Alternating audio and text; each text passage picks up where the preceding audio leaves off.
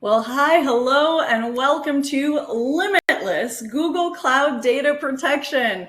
Today's exciting webinar is sponsored by Veeam and produced by Actual Tech Media. My name is Jess Steinbach with Actual Tech Media, and I am very excited to be your moderator for this conversation today, not just because it's Friday and what a beautiful Friday it is, but because this is such an important aspect of our IT infrastructure planning and strategy. You know, a lot of us moved over to the cloud because, it felt like the easy button, right? And it definitely has added all the scalability and agility that we could have hoped for. Boy, I'm having some Friday brain this morning. I'm going to get another cup of coffee once we get started. But the scalability and agility, that was key, right? But as we explore things like shared responsibility or GCP shared fate, it is so important to be aware of what your cloud environment can and can't do, and where you need to consider additional solutions to enhance and protect your data, that all important data, right? And that's what we're going to be exploring today. Our expert presenter will guide us through this conversation. We're going to talk about cost-effective, scalable, and best of all, and this is very important, reliable data protection with Veeam Backup for Google Cloud.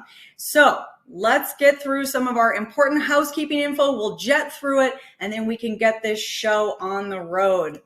All right, my friends. Now, if I have not met you before, my name is Jess Steinbach. That's me on the screen there. And I'm going to take you on a little bit of a guided tour of your audience console. So let's start with your questions section. Now, I've already seen some highs and hellos coming in. I see some wonderful familiar names out there.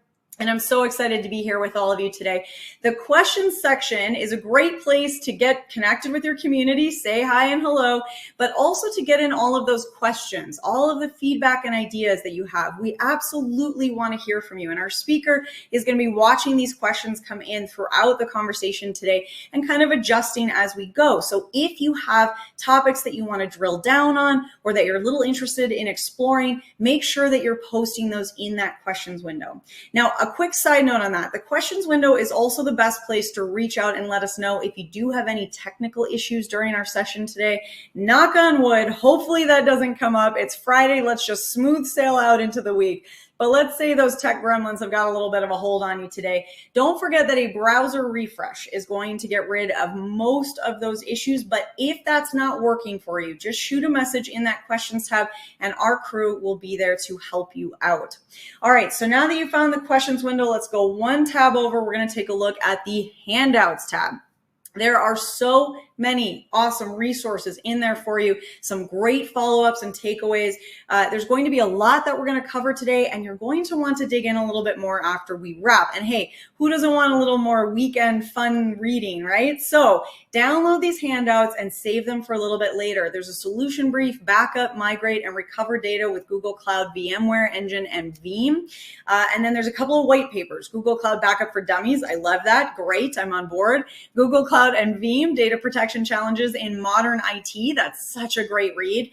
Delivering enterprise-wide cloud data protection in the cloud-first era. All of these are fantastic. All of them are available for you. So make sure you've got those opened, downloaded, save them for after we wrap today. Now, if that cool content wasn't enough of a sweet giveaway for all of you, we also have a $250 Amazon gift card as a prize drawing at the end of our webinar. Now, as always, you must be in attendance during the live event in order to qualify for the prize, and all winners must meet the Actual Tech Media prize terms and conditions. Now, if you're not sure what those T's and C's are, no problem. We've got the whole thing linked for you. Just head on over to that handouts tab, click in, scroll down to the bottom, and you will find the full terms and conditions waiting for you there. All right, now not only does asking questions today help guide our speaker and direct the conversation, it brings up the entire energy and interactiveness of the webinar, and it is a great chance to win a prize. So today we are offering a $50 Amazon gift card to the best question asked. Now we're going to review all the questions asked after we wrap. So at the end of our session, our speaker is going to do some live Q&A. If we don't get to your question in the live Q&A, don't worry, because we'll be looking at all those questions after we've wrapped the webinar. And so there's still a chance that you could win. So keep those questions coming in, because that's a great chance to win a prize. And as I said, it really brings up the whole fun and the spirit of our conversation today. So make sure you're getting those to us. All right, well, with that, that is our housekeeping out of the way, and we can get into the fun and the content of it all, which I'm very excited about. I can't wait for you to hear from our incredible speaker, and that's Cody Ault, Staff Solution Architect at Veeam. Now, Cody, I want to welcome you back. We've gotten to have a few conversations with you, and I always learn something new, something exciting, and I know that today will be no exception to that. So I'm going to step back and hand things on over to you. Take it away, Cody. Great, thanks, Jess. So yes, today's presentation is talking about Limitless Google Cloud Data Protection. So I'm in the Product Management Alliances team, and one of my relationships that I manage is our technical relationship with Google Cloud. And Google has a lot of great offerings that people can leverage both on-prem and in the cloud. So they have a great hybrid cloud story. We are a very multi-cloud, hybrid cloud type of application, and we want to protect people wherever they have data. So let's talk about hybrid cloud first. What we've seen in reaching out to our customers, our partners, is the adoption of physical servers and just regular on-prem virtual machines is on the decline. And there's a rise in virtual machines hosted on hyperscale providers or managed service providers, VCSPs, that type of workload. So, as people move stuff out of their own data centers, they're still going to need protection. But what we also found is that most of the virtual machines that are deployed up in the cloud actually started out as on-prem and have been migrated. So, that virtual machine that's running up there, 70% of those started out as a virtual machine or a physical server on-prem. And most people that have deployed workloads in the cloud also plan on bringing some things back. So people are leveraging the cloud for disaster recovery or to get started as dev test, because it's quick and easy to spin something up and they can have as many resources as they need, and then they can refactor it and bring it back on-prem to run in their own data center once it has production data that they need to secure. What we've also found is, and this has been going on for a while, people want to leverage the cloud as part of their disaster recovery, part of their backup service. So keeping all of your data on-prem is obviously cost prohibitive versus taking it out to object storage and leveraging on-demand services like GCE to spin up workloads as part of your disaster recovery strategy. With our 3-2-1 policy, we recommend you have a copy on-prem, close to the source, but we also recommend you have an offsite copy. Well, standing up, another site, standing up, a secure network in between, that gets complicated and requires additional sites. It requires, people to run those sites. So leveraging the cloud can really make a lot of that offsite requirement a lot simpler. But as people are moving stuff to the cloud, we have to start, looking at the budget and say, okay, well, how can I save some money? So people are signing enterprise agreements with Google Cloud and other hyperscalers, but we're specifically focusing on Google Cloud today. So, with Google, people can sign an enterprise agreement. They guarantee that they're going to pay Google a certain amount of money, and in exchange, they get deep discounts. So they can leverage those native services. They can run more workloads and consume more storage at a better price point, and put more of their data out there. But it also lets them make a budget and stick to it. And we know some of our customers, they're not always hitting that cloud commit. So one of the things that you can do is purchase ISV software like Veeam. So Veeam's universal licensing are in the marketplace. You can purchase directly through Google Cloud through their private offer. This lets you use the cloud commit that you've already agreed to purchase for your own on-premises data protection. So let's look and see how some of that works. So for on-prem, if you've agreed to pay Google a certain amount of money, you can use those universal licensing to protect your on-premises physical workloads, virtual machines, NAS data, application data. If you have Oracle, SAP HANA, Windows physical servers, Linux physical servers, AIX, all of those are covered by our universal licensing. And as an added benefit, most of those you can back up directly to Google Cloud Storage to get that offsite copy, or we can leverage our scale-out backup repository to tier out to object storage.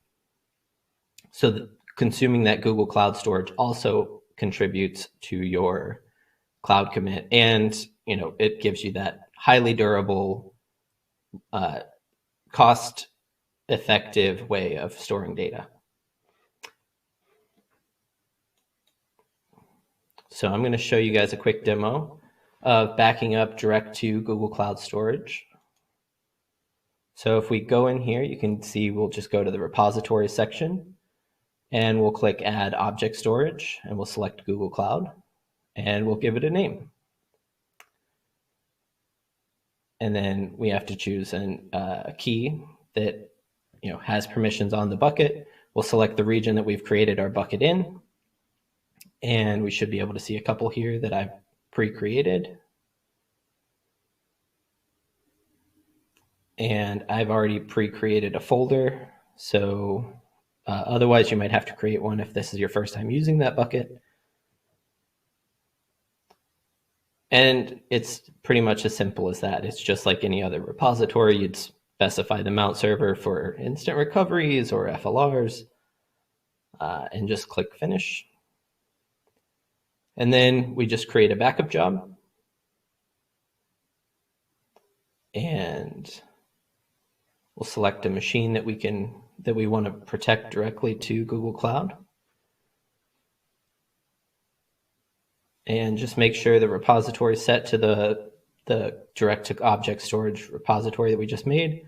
We'll select a proxy that I know has access because some of them are off the network. And we'll set some GFS policies so that we keep additional restore points for a few extra weeks. And make sure that it runs on a schedule and we should be good to go.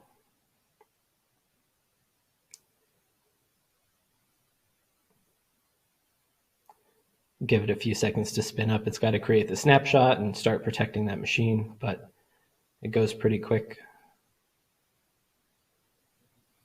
And in a couple minutes, you have data out of your data center, up in the cloud, protected. You can enable encryption, make sure that it's secure.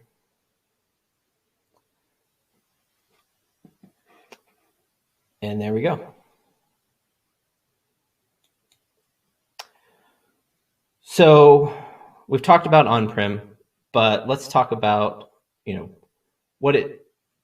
have workloads up in Google Cloud. Maybe you've restored something, you've migrated applications, you've started using Google Cloud VMware Engine. What are people doing to protect those machines up there? 10% of people think that machines don't need protected because they're highly durable. Other people are leveraging native applications, native capabilities within the cloud, and almost half are using a third-party solution like Veeam.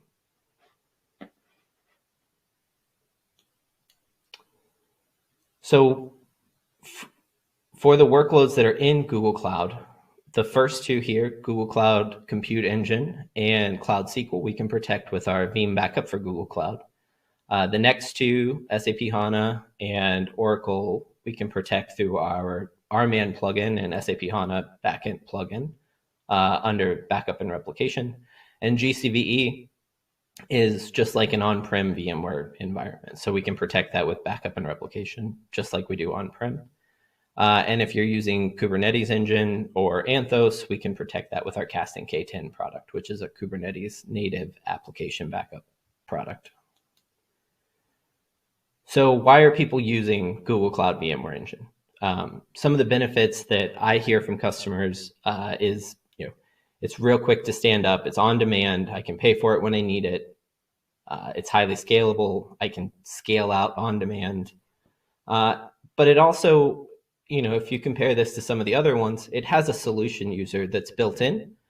This gives us the permissions that we need to perform those, sensitive application type recoveries like CDP and instant recovery that we can't do, everywhere else, because we do have access to the VM kernel and we have access to mount a data store and, perform some of these other operations. So as I mentioned, from our capabilities, we can protect it just like any other on-prem VMware SDDC type setup. So if it's got vSAN, or if you're using third party, or even first party like file store or cloud volume services from NetApp mounted to your VMware engine, we can protect those just like they were, on-prem data stores. Because we released version 12 back in February. This gave us the ability to go direct to object storage and we can do that without caching. I think the native Google Cloud Backup NDR does require you to work more like our sober, where you have to back it up to something before it tiers out to object storage. We'll just go direct to object storage. And we support both hot add and NBD processing modes. So.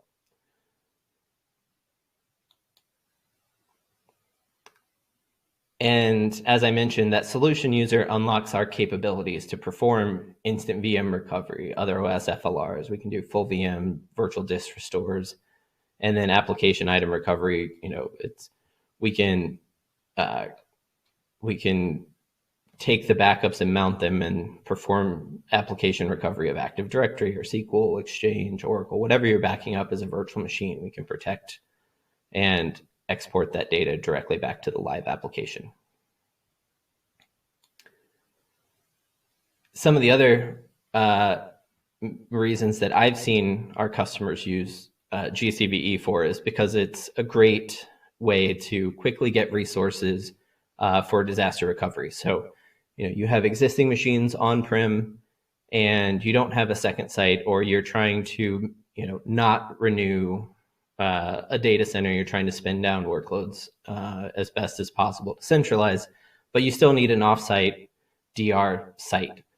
GCVE gives you that capability, just because it's on demand. You can deploy it, and we can do VMware replication, we can do our CDP replication, and then we can treat it just like any other VMware environment. So we can quickly recover, boot the machines up from the backup files, migrate them to production.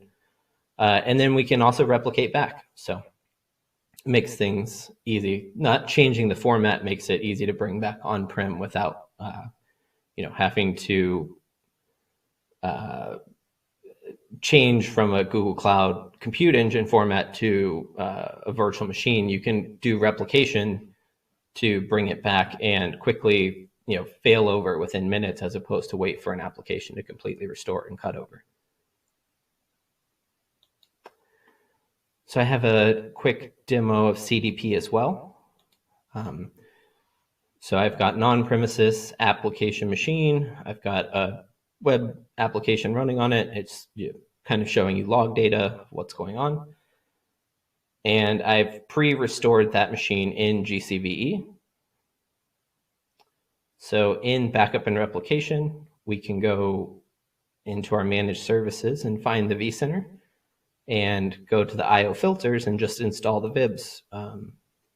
So our on-prem server already has it. Let's go set it up for our GCVE cluster.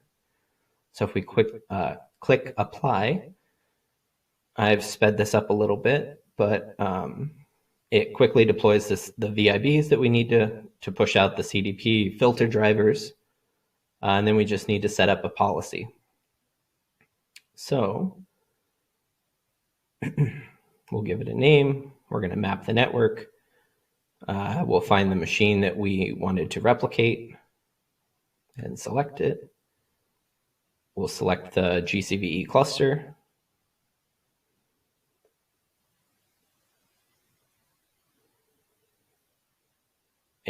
have to update the networks because they're different between my on-prem environment and what's going on in the cloud.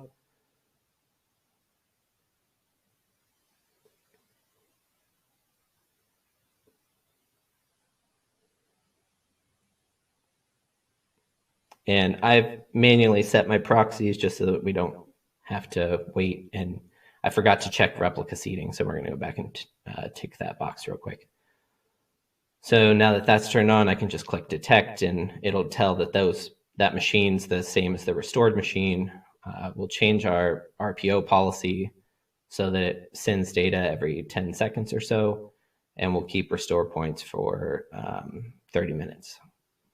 And if we wanted to, we could keep snapshots for a longer period of time.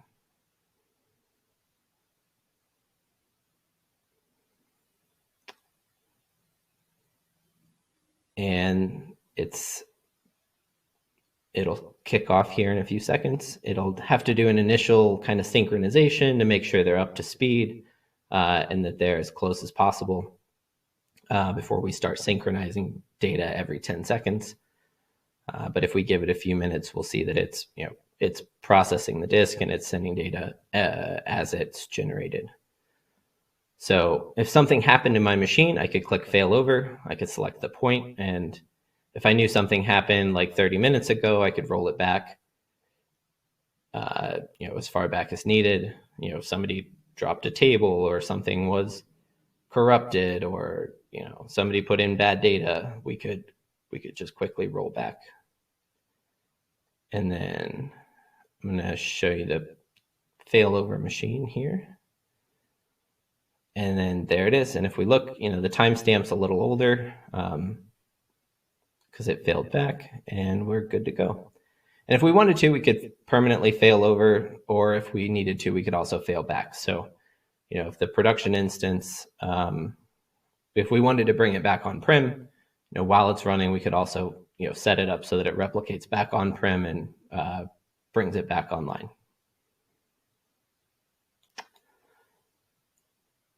So we've talked about VMware. Let's talk more about native Google Cloud. So if we talk about compute instances, another option for failovers is the ability to restore to GCE. So this is also pretty simple. You'll select your machine from your backups, select the network and the region and the account that we want to use. We'll give it a name. I think we need to give it a size, select a subnet. And if we want to use a proxy, this proxy appliance is actually used to read the repository data and convert it into the bucket. So it'll read the repository and use the disk import API to bring that into Google Cloud. So it's not necessary, but if things are already up in the cloud, it does speed things up a little bit because you have that resource in the cloud that can talk directly to GCS quickly.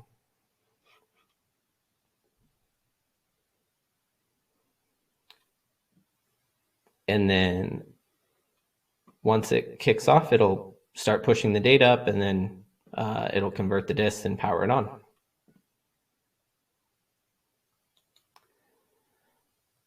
So another stat that I found interesting, 40% of people that we interviewed want to be able to recover in the cloud. They might not stay up there, but they'll recover to the cloud for disaster recovery purposes, and they might bring it back. But they do want to be able to recover in the cloud.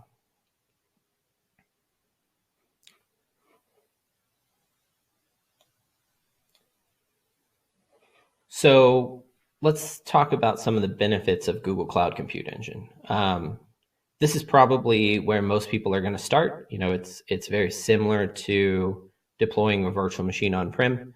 You set up your workload and you put your application in it. So it's great for migrating your existing applications that are already in a virtual machine format to the cloud. You might need to do some right sizing, and then once it's up there, you might start taking advantage of native services like load balancers, or switching your database from a managed SQL instance that you run to a Cloud SQL instance like Postgres or MySQL. So most likely these types of virtual machines have data in it that's critical to your environment. So why do you need to protect these? The infrastructure is redundant. So, the region is unlikely to go down. It has high availability. The durability of the disks underneath is extremely high. So the chances of losing your persistent disk is low.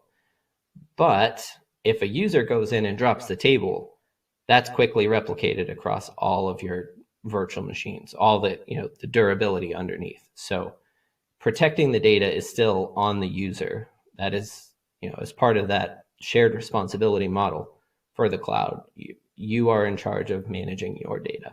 So backups are absolutely critical. If it's critical to your company and that data being gone would cause an impact, then you should be backing it up. So I'm going to walk you through a quick demo of backing up a GCE instance through our Veeam Backup for Google Cloud. VBG is in the marketplace. You could launch it directly, or if you are going to manage it through VBR, you could also deploy it through backup and replication. Or if you've already deployed it, you could connect to an existing instance from VBR. I pre-created one. This is a fresh instance. I'm going to skip the configuration steps real quick. But you can register the application, add your projects, add your repositories and worker profiles. And then we'll go into policies and start setting up a virtual machine backup. So if we click add,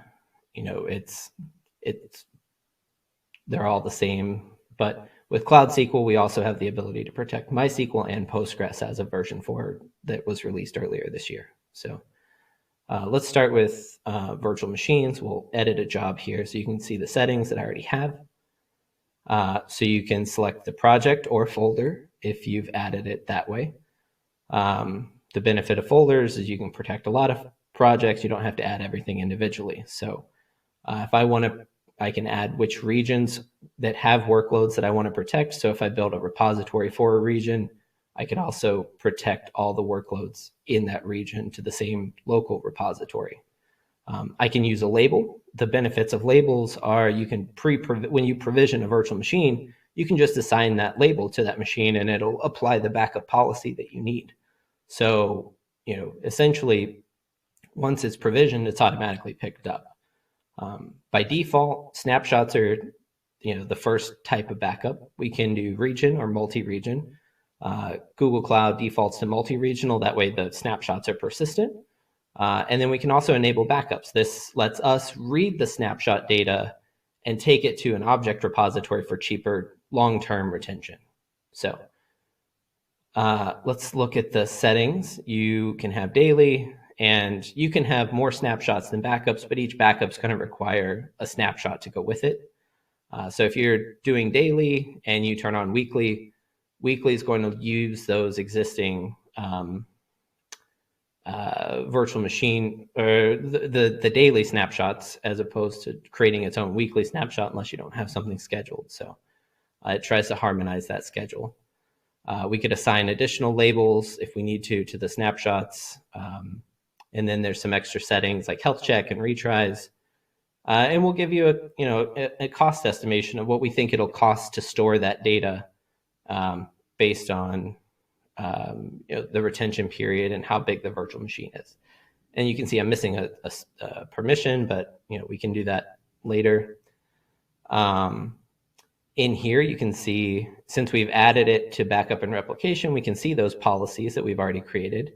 And if we've added the Google Cloud Backup repository, we can see those under external repositories. So that external repository lets us, do the hybrid cloud and multi-cloud functionality. So backup and replication has the logic to restore back on-prem to a virtual machine, to VMware or Hyper-V or something, some other format on-prem, or across projects to a different Google Cloud environment, or even to a different cloud. So, and VBG kind of stays within its own organization. So we've talked about on-prem, virtual machines, physical servers, NAS, and backing that up to object storage. We've talked about recovering to GCE and people migrating existing applications into virtual machines in the cloud. Most modern applications that are being written for the cloud are actually being written more towards the container space because it's more optimized and it can take advantage of that highly scalable, service-oriented architecture and containerized architecture. And the default engine for containerized applications is Kubernetes. So when we've talked to customers, more than half of customers are running containers in production. And then another 35% are exploring the possibility of using them for production. So I know Kubernetes can seem kind of daunting to get started. Everything is command line based, and there's all kinds of networking and storage and security monitoring, lots of patching and maintenance that goes into it. So the benefit to Kubernetes engine is it's extremely easy to set up. You kind of, you go into your cloud console and you tell it that you want a cluster. You can tell it that you want it to do auto scaling, and autopilot will just scale up your cluster, scale out your cluster as needed. And you can kind of set a profile for like how big the application is going to be, how big your nodes should be, and it kind of does it for you. So you can focus on writing the application and deploying it in Kubernetes, and Google manages the hard parts of managing the cluster for you, makes it redundant and available. And then with Anthos, you can actually manage the hybrid environment and get, your Kubernetes that's running VMware on-prem. You can see that directly in Google Cloud and have that one view that sees all of your infrastructure. So with Kasten K10, we have a native product that runs directly in Kubernetes. It just gets deployed through a Helm chart. And with an application in Kubernetes, it's not just the pod. When we think of virtual machines, there's a virtual machine. There's a set of resources that are all bundled together. There's a virtual disk. There's a CPU and a virtual machine description file that tells you everything about it. With Kubernetes, that's kind of abstracted. You've got the pod, which has the container and has the application in it, and that depends on external things like secrets and configuration maps and native load balancers and all kinds of other features that are part of the application, but they're not, they could be distributed, they could live anywhere, and they're kind of ephemeral in a sense. So with K10, we can look at the namespace and discover all the components that go with that application. And we'll talk directly to Kubernetes to export the configuration of the application, and then we'll talk to the underlying storage and get the data out of it as well through a snapshot and then a backup process. So just like backup and replication and all of our products, the strategy is you can use it for more than one thing, right? Backup and recovery is obviously critical. Data protection, you have to be able to bring your data back. But if you have that data, you want to be able to move it to where you need it. So if your data center is gone, you want to be able to perform disaster recovery into the cloud or into another site or a different format if maybe you want to move clouds. So that application mobility and that disaster recovery functionality that comes with a data protection solution, a data management solution is absolutely critical. And that's what we look for in a product. So I'm going to show you real quick how easy it is to deploy Kasten. If you're in your GKE console, you can actually find it in the list of applications. Like you could search for Kasten and deploy it from the marketplace. I'm going to deploy it through the command line, which is kind of maybe not the best demo, but it's just a Helm chart. It's pretty easy. You kind of run your pre-flight check to make sure that all of your components are ready to go. And then you just tell it, deploy. It's like a single command. It goes and fetches the most up-to-date copy, and it's after a few minutes, it publishes the external interface that you can connect to. We can go in and look at the application and find the IP address for the website, and we'll connect to it.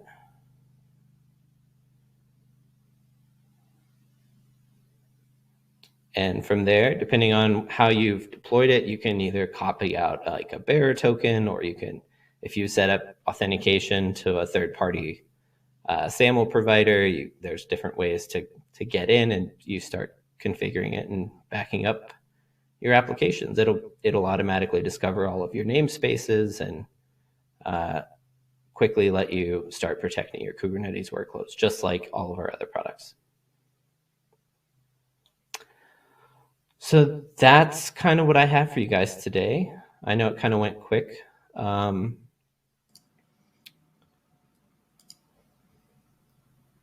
Yeah. Hey, Cody, that was awesome. Thank you so much for that presentation, and especially for those demos. I really find that the way that you kind of walked through explaining something and then letting us see it in real time is such a great way to get to know a solution more than just the theory of it, right? To actually see it in action. So I really appreciate that. We got a couple of high fives from the audience as well, so I know they enjoyed it too. Yeah, I hate death by PowerPoint on a Friday, so. I mean, it's always bad, and especially on a Friday, it's a little rough. But this was really enjoyable. And I do want to get to a couple of audience questions before we kind of wrap up and let everyone get on about their days. Cody, do you have some time? You ready to jump in? Yeah, sure. All right. I want to start with this one here, wondering from a current Veeam client. So if I'm currently using Veeam Backup and Replication, what is the easiest way to get started in protecting and managing my Google Cloud workloads? Looking for that easy button option, Cody. What do you got? Yeah, so the quickest thing that you can do is you can either deploy directly from Backup and Replication, or you could go out to the Google Cloud Marketplace and just test it out. You can just search Veeam Backup for Google Cloud, and you can launch it and deploy it in a project and start protecting workloads and seeing the interface. I think we also have a hands-on lab. I need to double check what the URL is for that, but yeah, if you're trying to do it without paying for anything, there's like the free tier is 10 instances that you can protect for free before you either need to attach it to a vol license or a VBG license specifically. But yeah, that'd be my recommendation. Yeah, that's interesting, because we did also get a question about free trials. So is that the option as a way to try Veeam Backup for Google Cloud without any cost? Yeah, I mean, there's no cost from our perspective. You do have a virtual machine that sits out there, and when you take snapshots and take backups, those consume storage. So the cost would be not significantly different than you taking your own snapshots to protect those virtual machines, which that's what a lot of native solutions are. It's just like that.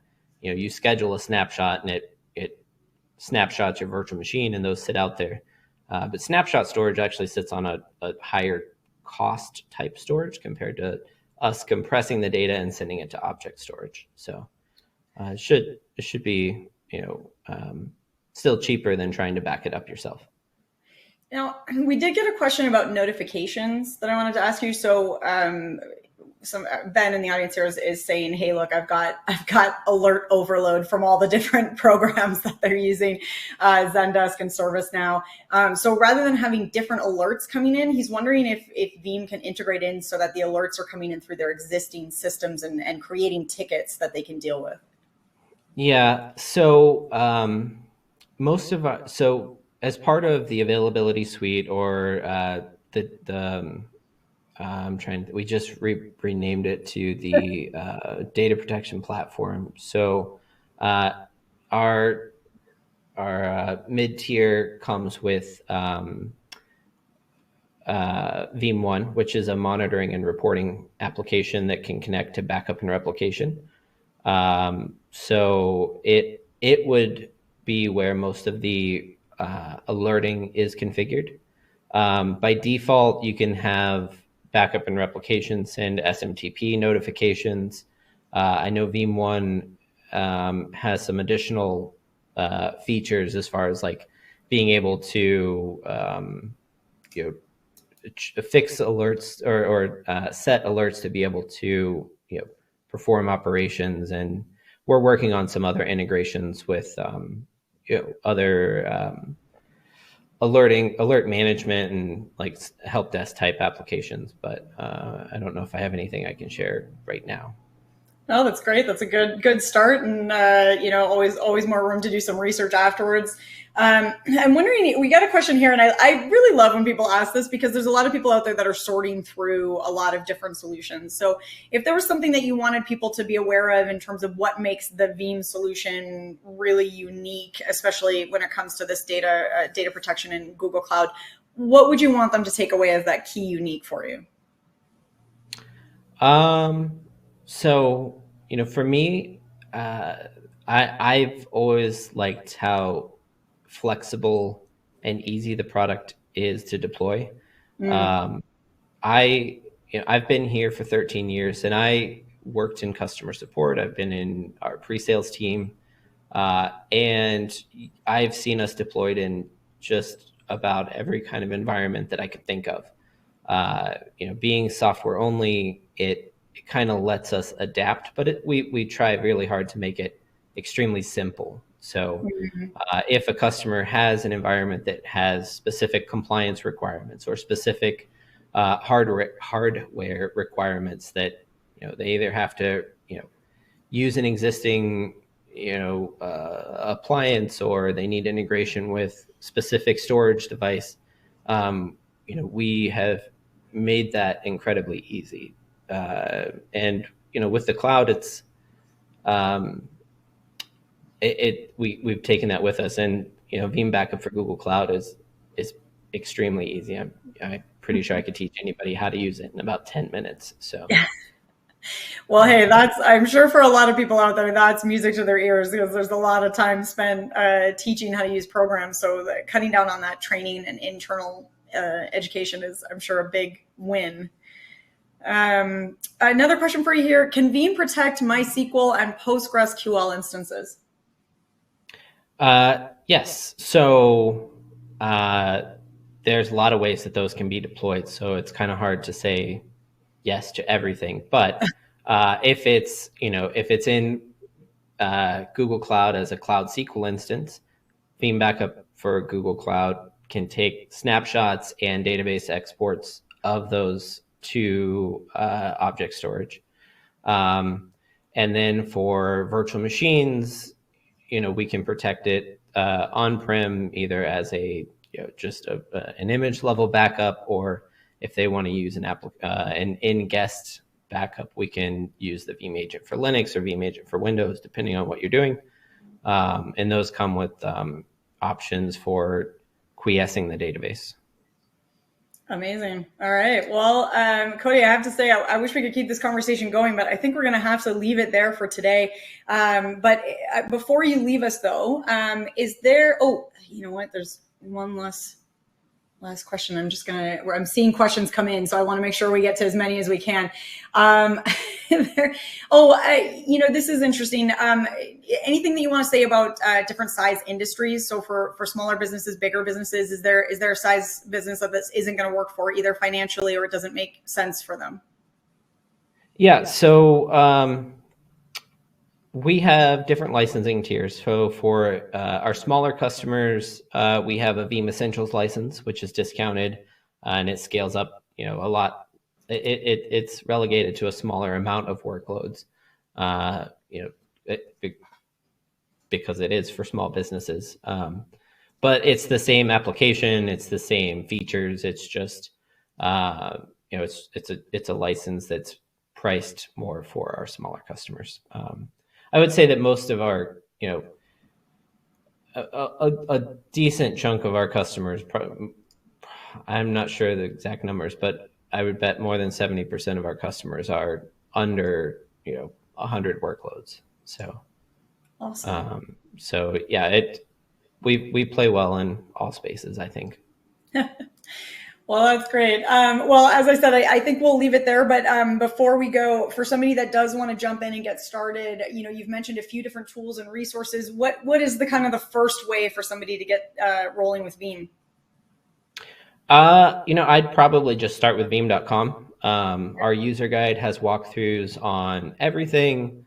There's demos on there. You can kind of, you know, find what you're looking for pretty easy. You can like Veeam Backup and Replication also has a trial that you can download for 30 days.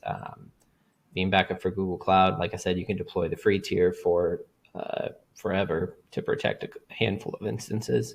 Mm-hmm. So, and there's a community edition for backup and replication as well. So we do have a free tier that you know, supports everybody. There's a few things that aren't unlocked there. Like I don't think direct to object works, and like, you know, some other features might be locked out. But yeah, it's out there. Cool. All right. I dig it. Well, thank you so much, Cody, again, for coming on, making this Friday so bright and shiny. And now I think we're all pumped up and ready to head into the weekend. So I really appreciate your time, and it's been a lot of fun hanging out with you today. Yep. Thank you so much. All right. And to all of you out there that asked questions and came and took time out of your Friday, thank you so much to all of you. I am going to get to the prize giveaway in just a moment, so hang tight for that. But I do want to remind you all to visit that handout section before we head out. Make sure you've got that solution brief, backup, migrate, and recover data with Google Cloud, VMware Engine, and Veeam. Then those 3 awesome white papers, the Google Cloud Backup for Dummies. That gets me every time. I think that's such a great series. Google Cloud and Veeam data protection challenges in modern IT, and delivering enterprise-wide cloud data protection in the cloud-first era. So all awesome ways to follow up on the conversation that we just had. Remind yourself of the things we just heard from Cody, and really just get some cool information, right? And that's why we're all here. Okay, and the prizes. So let me get to the prize giveaway, and then we'll wrap up our time together today. Today's winner of a $250 Amazon gift card, who is here live and present at the webinar, is Jeff Billman from North Carolina. Jeff Billman from North Carolina, congratulations to you. We will be in touch about claiming your prize after we wrap. And with that, on behalf of the Actual Tech Media team, I want to thank Veeam for making this webinar possible, and especially to our speaker, Cody, who's given us so much to think about today. It got our brains all lit up as we head out into the weekend. Just a fantastic way to wrap up the week. Big high fives and special thank yous to all of you. You know, I say this all the time. These webinars are wonderful, and it's such a great example of the ways that we can dig in and explore some of these topics together, and share some of the information and the knowledge and the resources that we all have within our community. And some of the best learning we do is from one another, right? So I'm so happy to be a part of this community with all of you, and I'm so happy that you were here to spend some time with us today. I know that I've learned a ton, and I hope that you all have as well. I absolutely cannot wait to see you on a webinar or a megacast, an ecocast, a summit, whatever you've got on your schedule. If you don't have an upcoming event on your schedule, head to the Actual Tech Media events calendar and make sure you're signing up for some future events. Lots of good stuff coming your way. And until I get to see you again, I hope you have an absolutely beautiful end to your day, an end to your week, a start to your weekend. Thanks again for being here with us today.